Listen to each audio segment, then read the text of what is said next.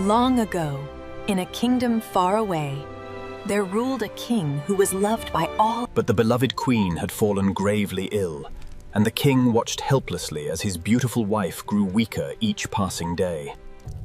My dear husband, promise me one thing before I go.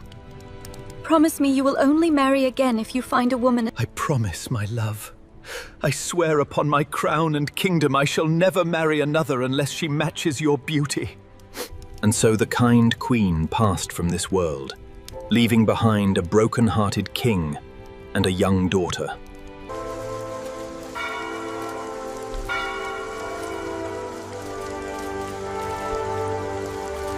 Years passed, and the king's only daughter grew into a beautiful young woman, inheriting her mother's golden hair and gentle nature. The king's advisors grew worried, for a kingdom without a queen and heir was a kingdom in danger.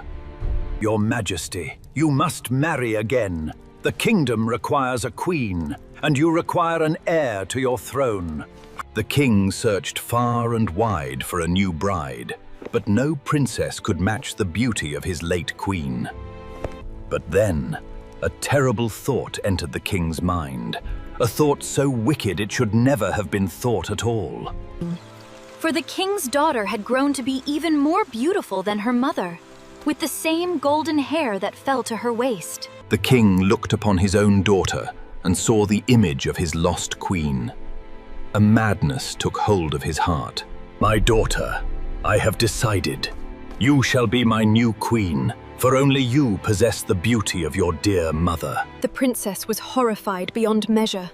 To marry her own father was unthinkable, against all laws of nature and heaven. Father, I beg you, do not ask this of me. It is forbidden, it is wrong. Please find another bride. My word is law. The wedding shall take place within the fortnight. There is no other choice.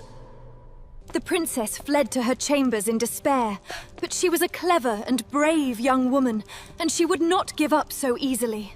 She thought and thought, until at last a clever plan formed in her mind. I shall ask him for the impossible. 3 dresses and a cloak so wondrous he could never obtain them. Father, I will agree to marry you, but first I must have 3 gowns. 1 golden as the sun, 1 silver as the moon, and 1 glittering like the stars. Is that all you ask? Such gowns shall be yours within 3 days. My finest tailors shall begin at once. The king commanded the finest tailors in the land to work day and night without rest. By the way, royal seamstresses in medieval master craftsmen embroidered the first gown with threads spun from purest gold, capturing the very light of the sun. On the 3rd day, the golden gown was completed, and it shone like the very sun itself.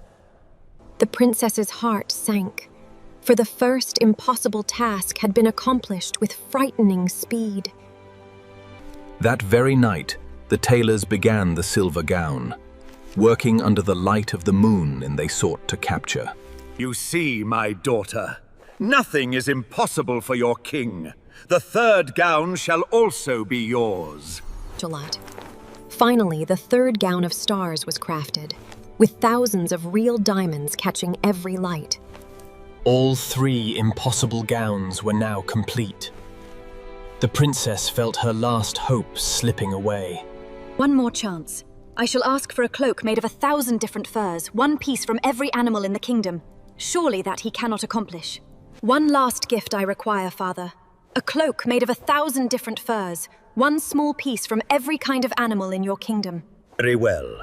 Tomorrow my hunters shall ride out, and within a week you shall have your cloak. Then you shall be my bride. The king ordered every hunter to ride out across the entire kingdom, sparing no creature, large or small. Within 7 days, every animal in the kingdom had given up a small piece of its fur, and the cloak was assembled. The cloak was beyond imagination, the most marvelous garment ever crafted. That very night, the brave princess made her choice. She would not yield. She would flee. She gathered her 3 treasures from her mother, a golden ring, a golden spinning wheel, and a golden reel, hiding them in tiny walnut shells. She blackened her face with soot from the fireplace, hiding her royal beauty beneath a layer of ash.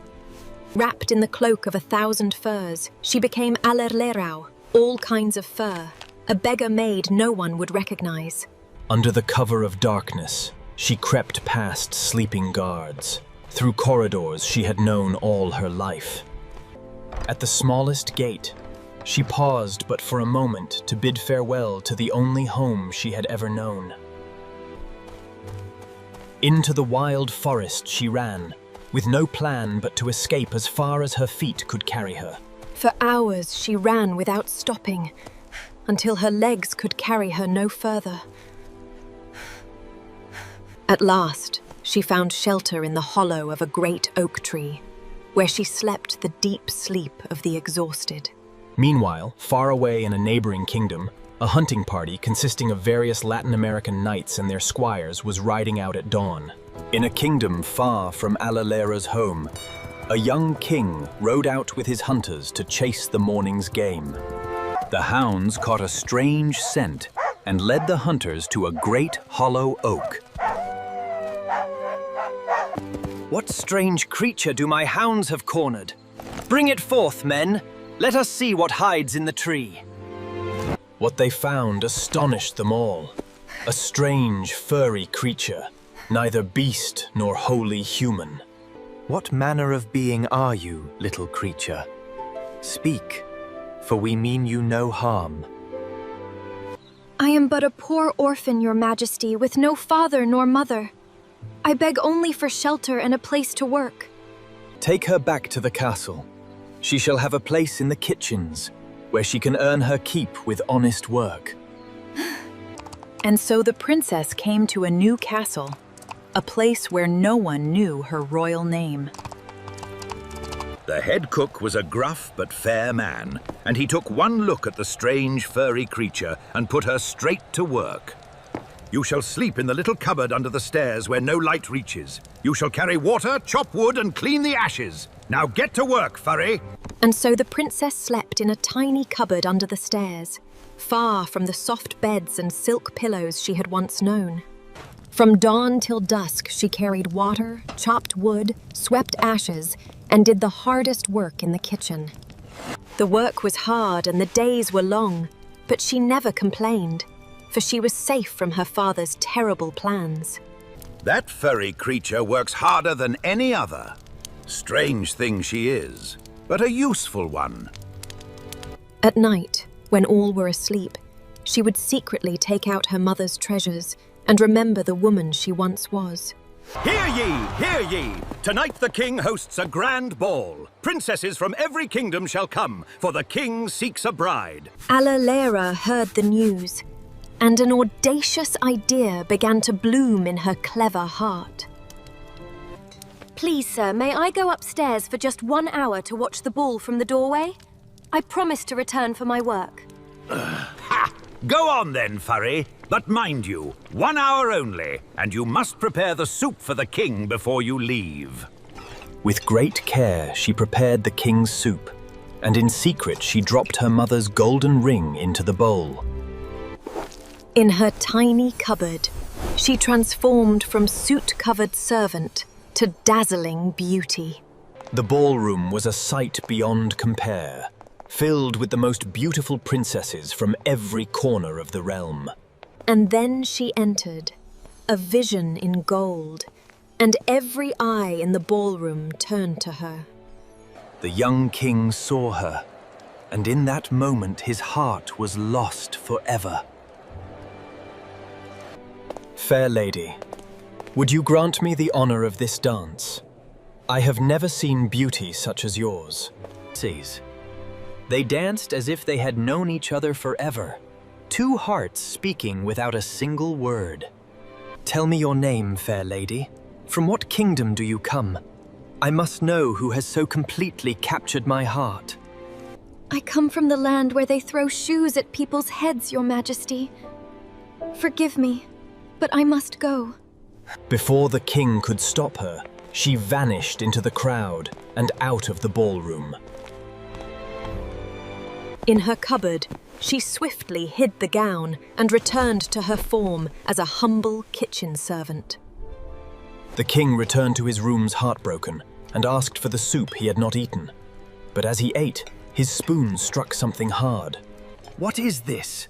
A royal ring in my soup? Bring me the cook at once! I must know how this came to be. The cook came running, terrified that something was wrong with his cooking. Who made this soup? Tell me the truth, for in this dish I found a ring of pure gold. Your Majesty, I confess. I prepared the soup, most of it, but I let Furry, the strange creature from the kitchen, finish it. Perhaps she dropped the ring in by accident. Bring this Furry to me at once. I shall question her myself about how a royal ring came into her possession. Allerleirauh was brought before the king, her secret heavy in her heart. Tell me truthfully, child, what is your purpose in my kitchen? And how did a golden ring find its way into my soup? I am good for nothing, Your Majesty, except to have boots thrown at my head. I know nothing of any ring. Very well, Furry. You may return to your work, but I shall keep this ring, for it is most curious indeed. That night, the young king could not sleep, his heart yearning for the golden lady he had lost. Did you hear? The king is so smitten he announced another ball tonight. He hopes the golden lady will return. Just a peek at the ball, please. Again, Furry? Go on then, but first make the king's soup. And 1 hour only. Once again she prepared the soup, and once again she hid a treasure within, this time her mother's golden spinning wheel. She washed and dressed, this time in the gown of silver, pale and beautiful as the moonlight. The second ball was even grander than the first, and the king's eyes searched every face for his golden lady. And then she appeared once more, this time in silver, a vision of moonlight made flesh. You have returned. I feared I would never see you again. Please, dance with me once more, my lady. They danced together as if no one else existed in the world, two souls finding each other once more. Will you not tell me your name this time? At least your kingdom. Do not vanish from me again, I beg you. I come from the land where they throw brushes at people's heads, Your Majesty. That is all I can say. And once again she fled before the king could discover her secret. Another golden treasure in my soup. There is more to Furry than meets the eye. I must know the truth. Furry, another treasure has appeared in my soup. I begin to think you are no ordinary servant. Who are you truly? I am good for nothing, Your Majesty, except to have brushes thrown at my head. I know nothing of treasures. A third ball tonight. The king is desperate to find his mystery lady. By the way, in fairy tales, the number 3 is highly symbolic. Master Cook, may I please have leave for an hour? Yes, yes, Furry. Off you go for your 1 hour again. But the soup first, mind you. For the third and final time, she prepared the soup, hiding within it her mother's last treasure, the golden reel. Now she wore the most beautiful gown of all, glittering like the very stars in the night sky.